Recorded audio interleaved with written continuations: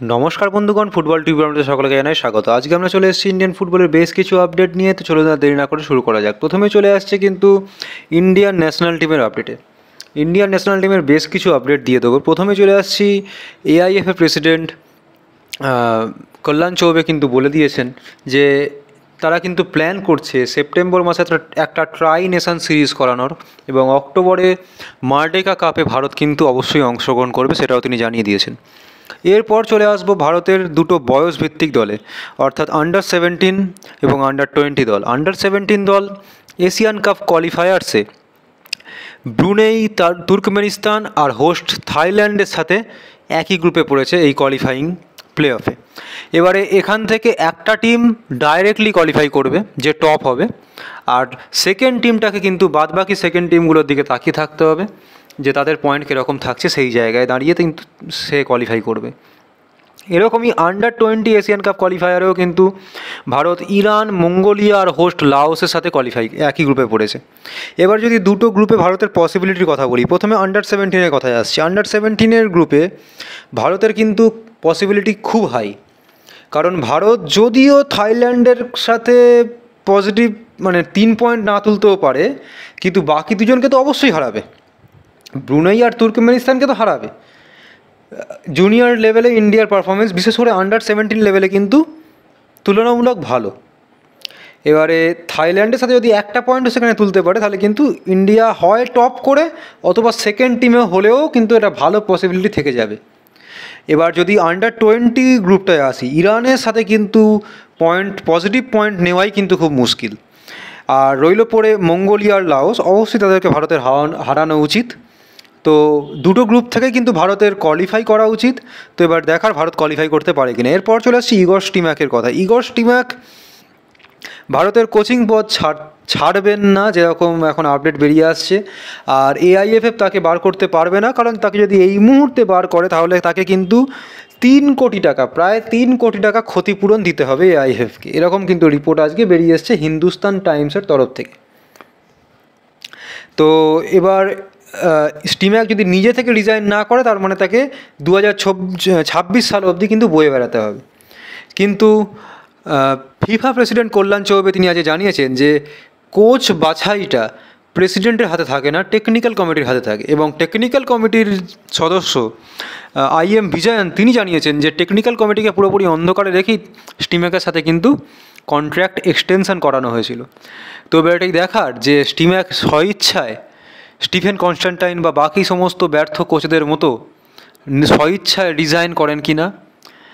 আর যদি রিজাইন নাও করেন, কোনো চিন্তার কিছু নেই। এআইএফএফ কী করবে, এরপরে যে ফ্রেন্ডলি ম্যাচগুলো আসছে সেখানে এই কাম্বোডিয়া, মঙ্গোলিয়া, ব্রুনেই এদের মতো দলগুলোকে নিয়ে আসবে, নিয়ে এসে তাদেরকে হারাবে ঘরের মাঠে। তাও আবার হারিয়ে বলবে যে আমরা এদেরকে হারিয়েছি, দেখুন আমরা এদেরকে হারিয়েছি। এটাই তো চলে আসছে, এটাই তো হয়ে আসছে। মঙ্গোলিয়া, কাম্বোডিয়া এদেরকেই তুলে আনবে যেখান থেকে হোক। শ্রীলঙ্কা, ভুটান, নেপাল, পাকিস্তান এদেরকে হারাতে হবে।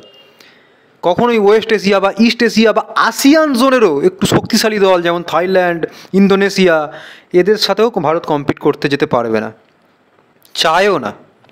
কারণ ভারত তাদের সাথেই কম্পিট করতে চায় যাদেরকে ভারত হারাতে পারবে এবং হারিয়ে দেখাতে পারবে যে টিম তো ভালো খেলছে, টিম তো ভালোই খেলছে, যা হওয়ার হয়ে গেছে।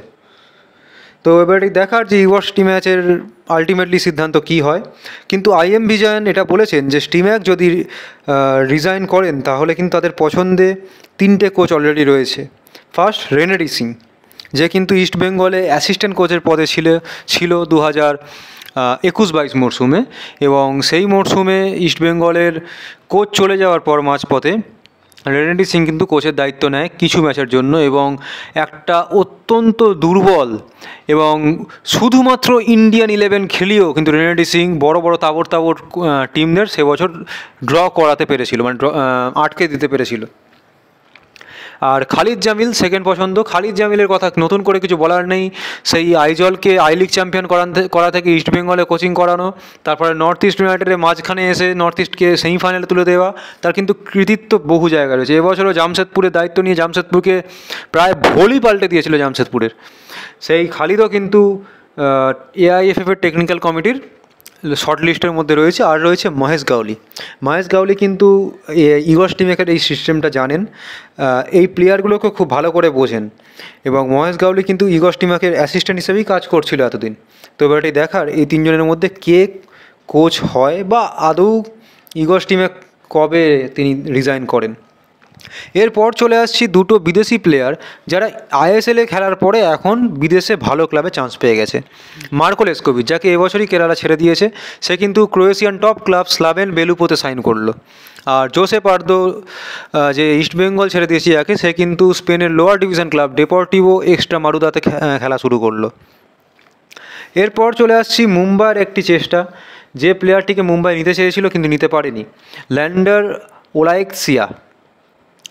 ওলাইক্সিয়া, যে কিন্তু যার বয়স কিন্তু 31 বছর, অ্যাটাকিং মিডফিল্ডার।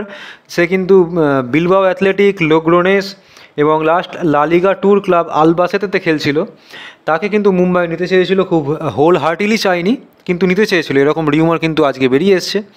বাট এই ডিলটা ডান হয়নি, কারণ প্লেয়ার এখনও স্পেনে বেশ কিছু বছর খেলতে চাইছে। এরপর চলে আসছি সেই আপুইয়া সাগায়। আপুইয়া ট্রান্সফার সাগায় আজকে নতুন একটা খবর বেরিয়ে এসছে, যার জন্য আপনাদেরকে এইটা কিন্তু শেয়ার করে দেবো। কালকেই স্পোর্টস ক্রীড়া তরফ থেকে এক্সক্লুসিভলি বেরিয়ে এসেছিলো যে আপুইয়া এখনও কিন্তু থাকতে চাইছে মুম্বাইতে। কিন্তু আজকে যেটা খবর বেরিয়ে আসছে যে আপুইয়া ডিলটা ডান করার জন্য ইস্টবেঙ্গল আবার নতুন অফার পাঠাচ্ছে।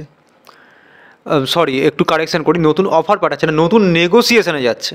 অফার কিন্তু এখনও যায়নি আপুইয়ার কাছে, এটুকু কিন্তু আমি শিওরলি আপনাদেরকে বলতে পারি। কিন্তু নতুনভাবে নেগোসিয়েশনে নামছে ইস্টবেঙ্গল, কিন্তু আপুইয়া ট্রান্সফার ফি দিন দিন কিন্তু মুম্বাই বাড়িয়ে দিচ্ছে। এবার সেই স্যালারি দিয়ে বা সেই ট্রান্সফার ফি দিয়ে ইস্টবেঙ্গল আপুইয়াকে নিয়ে আসে কি না, সেটা কিন্তু একটু ভাবার বিষয় রয়েছে। এরপর চলে আসছি মোহনবাগানের আপডেটে। মোহনবাগানের কিন্তু ফিটনেস ট্রেনার যে ছিল আলবার্তো গোমেজ, সে কিন্তু ক্লাব ছেড়ে দিয়েছে।